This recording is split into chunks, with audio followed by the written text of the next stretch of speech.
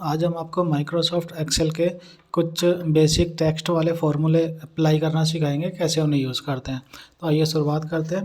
पहला, ये आपका कुछ टेबल बनी हुई है। इन वैल्यू पे हमें अपने फंक्शन अप्लाई करने हैं।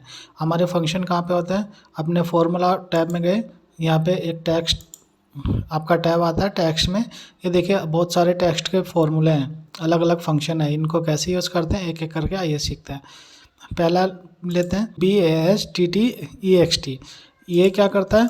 ये हमारा जो भी हम नंबर लेते हैं उस नंबर को हमारा थाई लैंग्वेज में कन्वर्ट करके दे देता है। इसको अप्लाई कैसे करेंगे? इक्वल BASTTEXT ब्रैकेट, देन जो हमें नंबर चाहिए या जो हमें वैल्यू चेंज करनी है वो सेलेक्ट की, देन ब्रैकेट बंद, एंटर किया, या ताई करेक्ट स्क्रिप्ट में ये चेंज हो जाता है। इस तरह से आप इसे भी कर सकते हैं और नीचे वाले को भी कर सकते हैं। नंबर को चेंज करें, यहाँ पे देखिए एरर आ रहा है।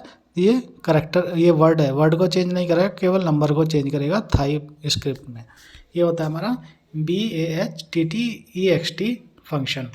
कैर, CHAR, कैर क्या करता है? ये करेक्टर जो आपका नंबर होता है उस नंबर को आस्की कोड के जो करेक्टर होता है उसमें कन्वर्ट करता है। ये हमने कुछ आस्की टेबल दे रखी है। आज ये कोड है आस्की कोड। इनके अकॉर्डिंग जो करेक्टर आता है वो यहाँ पे डिस्प्ले होता है।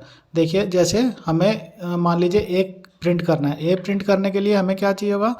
हमें लिखेंगे इक्वल CHAR इक्वल, हम आस्की करेक्टर चाहिए। अगर हमें इनके अकॉर्डिंग करेक्टर चाहिए होगा तो हम इनके अकॉर्डिंग ले लेंगे। जैसे हमने इस वाली वैल्यू का करेक्टर कोड चाहिए, आस्की कोड चाहिए, आस्की करेक्टर चाहिए, कोड के अकॉर्डिंग एंटर करेंगे। ये देखिए एरो आया, यहाँ पे 60 देखेंगे, कहाँ है 60? ये देखिए। अब हम इसके नीचे वाला करेक्टर, इसका को आस्की करेक्टर चाहिए, ये देखिए क्या आया? B। इस तरह से हम इनको आस्की करेक्टर में चेंज कर देते हैं कैर से। अब हमारा अगला फंक्शन आता है क्लीन। क्लीन फंक्शन क्या करता है? जो हमारा टेक्स्ट है, मान लीजिए हम किसी अदर लैंग्वेज का टेक्स्ट कहीं से कॉपी करके यहाँ पे पेस्ट करते हैं और उस पेस्ट किए टेक्स्ट में से केवल हम जो अपने काम का टेक्स्ट है वो यूज़ करेंगे। जो स्पेशल एक्स्ट्रा करेक्टर उसमें आ गए हैं बाय डिफ़ॉल्ट अदर लैंग्वेज के, उन सबको रिमूव करना है। तो वो एक्स्ट्रा करेक्टर रिमूव करने के लिए हमें चाहिए होता है क्लीन फंक्शन।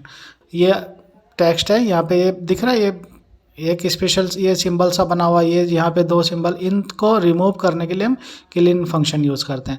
यूज़ कैसे करेंगे? इक्वल क्लीन, ये उस वैल्यू ली जो भी टेक्स्ट हमने लेना है और उसके बाद ब्रैकेट बंद करके एंटर कर देंगे। तो इस तरह से हमें केवल जो हमारा टेक्स्ट है वो टेक्स्ट हमें मिल जाता है। तो ये यूज़ होता है क्लीन फंक्शन का। अगला फंक्शन है कोड। कोड क्या करता है? जैसे हमारा कैर फंक्शन था, जस्ट उसका अपोजिट होता है कोड। कैर में क्या करते हैं? हम किसी नंबर को उसके करेक्टर में चेंज करते हैं। कोड में क्या होता है? हम किसी करेक्टर को उसके कोड में चेंज करते हैं।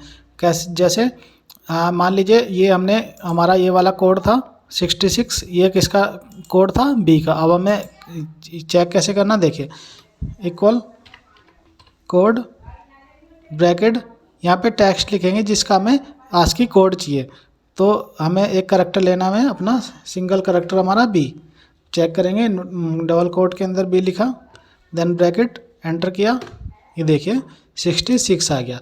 इसी तरह से अगर हमें A का लेना है तो लिखा code bracket double quote start A bracket बंद, एंटर, ये देखिए 65 आ गया, जैसे इससे पहले का। ऐसे यूज़ करते हैं हम कोड फंक्शन। अगला फंक्शन हम यूज़ करते हैं कनकैटिनेट। कनकैटिनेट क्या करता है? 2 स्ट्रिंग को जोड़ता है। 2 स्ट्रिंग जैसे ये करेक्टर है, मान लीजिए हमारे पास ये स्ट्रिंग है, कुछ एक पैराग्राफ है या एक सेंटेंस है, उस सेंटेंस को हमें दूसरे सेंटेंस के साथ जोड़ना है। तो उसके लिए हम यूज़ करते हैं कॉनकैटिनेट फंक्शन। देखिए कैसे यूज़ करेंगे?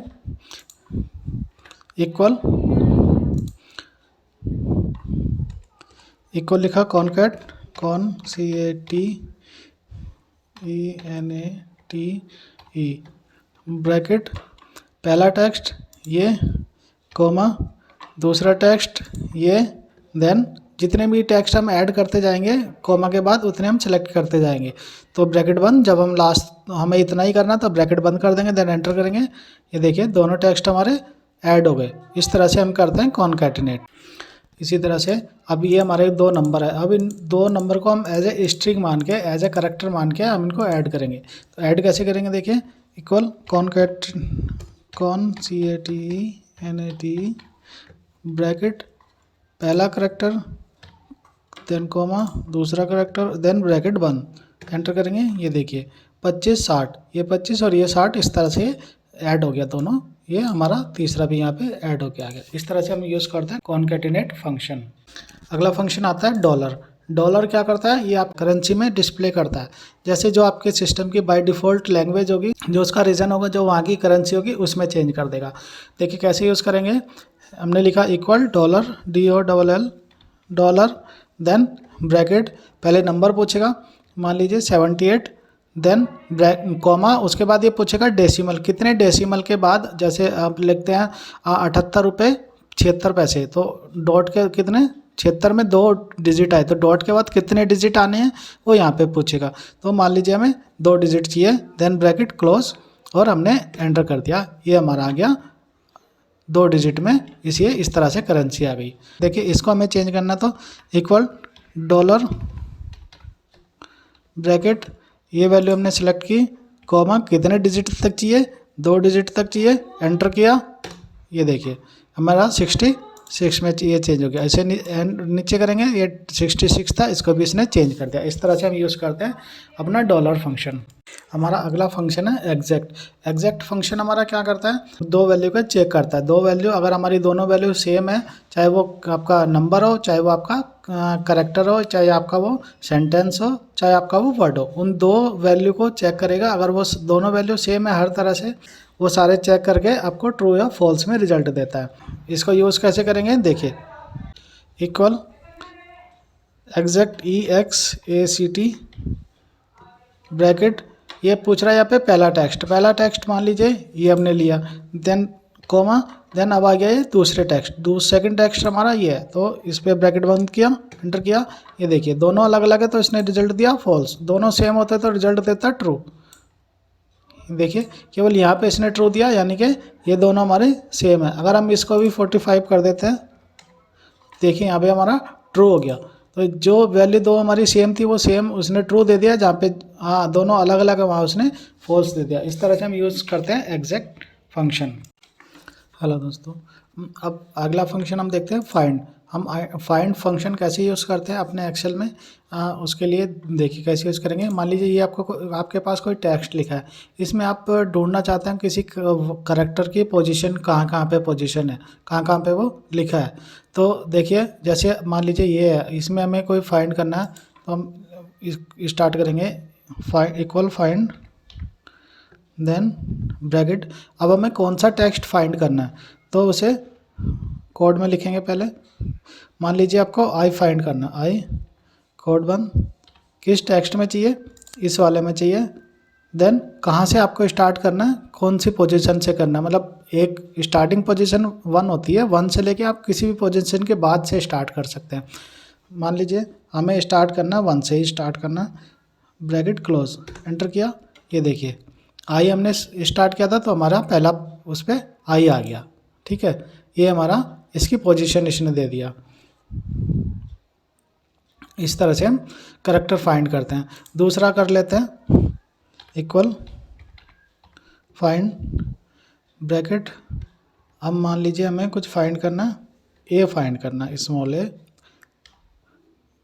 किस टेक्स्ट में, इसमें कहाँ से, 1 पोजीशन से, एंटर किया।